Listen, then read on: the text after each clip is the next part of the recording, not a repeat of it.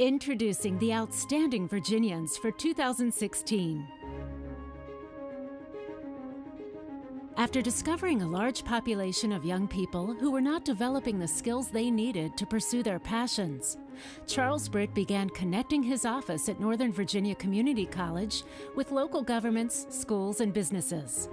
Charles led this coalition to develop strategies and engage young people on the topics of leadership, mentorship, and STEM fields.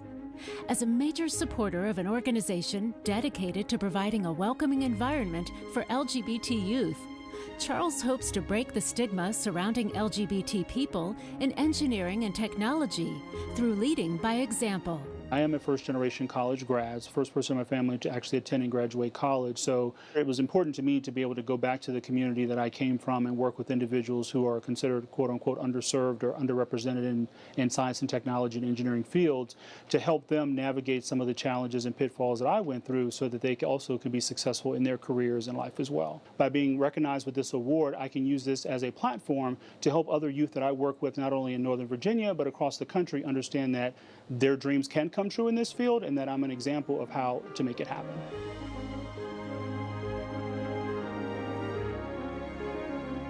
Although a student of the past, Norfolk State Professor Charles Ford has been moving progress forward for LGBT equality for decades. After working alongside LGBT students as a faculty advisor, Charles sought to make change in academia on a national level by working to get funding for research on the impact of grants for non-discrimination.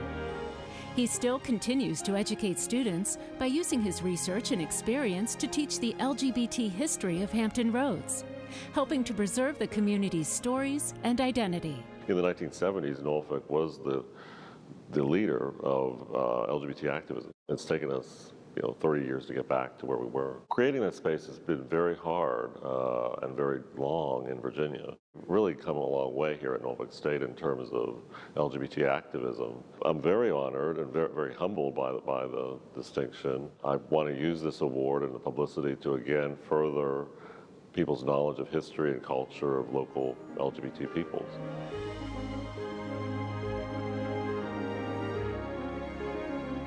Reverend Dr. Robin Gorsline's journey in advocacy and leadership began in the 1970s, where he went right from college into a political career.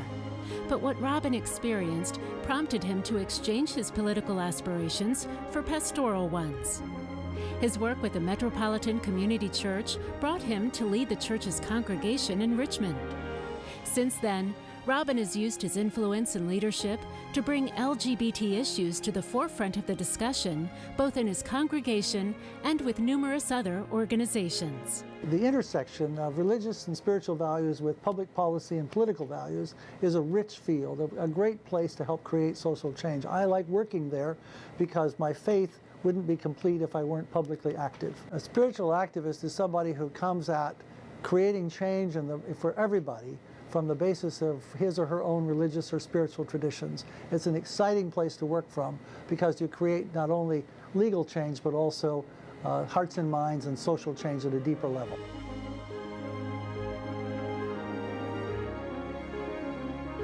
When Freddie Lutz opened Freddie's Beach Bar and Restaurant, he created a destination that the LGBT community can call home.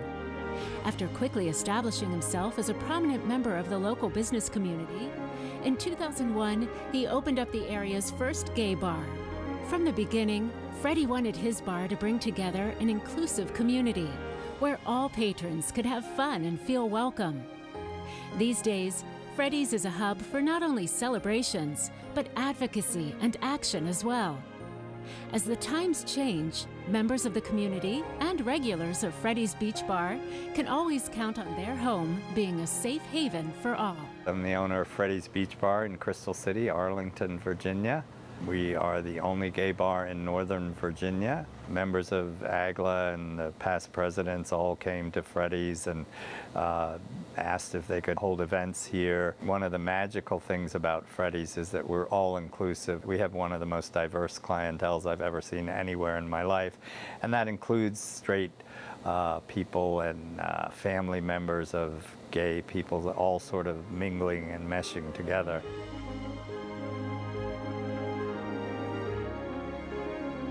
When she first co-founded a support group called He, She, Z, and We in April 2012, Shannon McKay was just doing what any parent would, trying to help their child live the best life possible.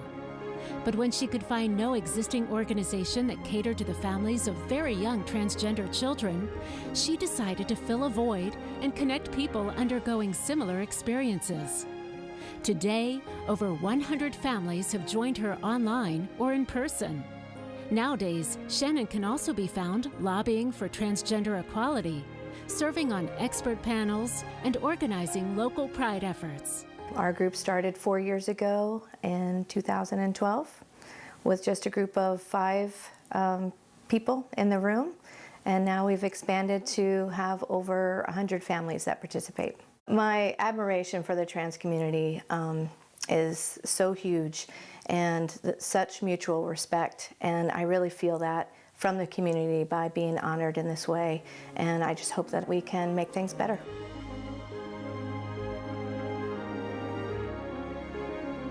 After coming out at age 17, Dr. Christine Robinson has spent her life advocating for justice and equality.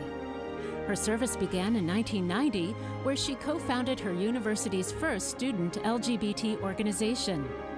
In 2003, Christine became a professor at James Madison University, where she currently teaches courses such as sexual orientation and social policy. As an educator and expert in her field, Christine continues to bring her knowledge and experience to numerous committees, organizations, and boards across the country, fighting for justice and equality. My work began as something that was very personal to me when I came out as a lesbian at 17 years old, simply by writing about it in my diary. My parents found it and ended up rejecting me, and it was a very difficult period in my early youth. You know, we're a movement that has been taught that we are not welcome, we are not accepted by the larger society. And I think we have a lot to teach the larger society about love.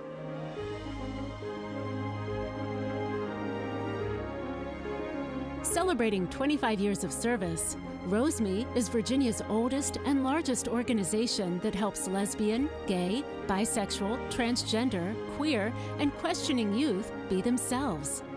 RoseMe began humbly by holding meetings for youth in places like a local counseling center and in the basement of a church. Since then, RoseMe's programs have expanded to running a permanent youth center that offers a range of services across Central Virginia.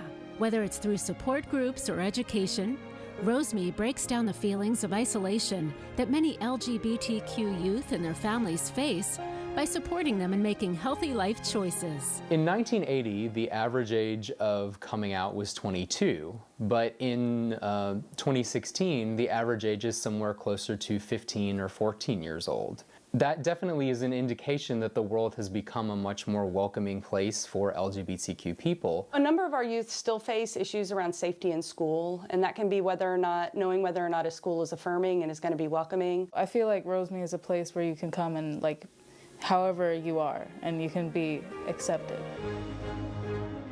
The Outstanding Virginians for 2016.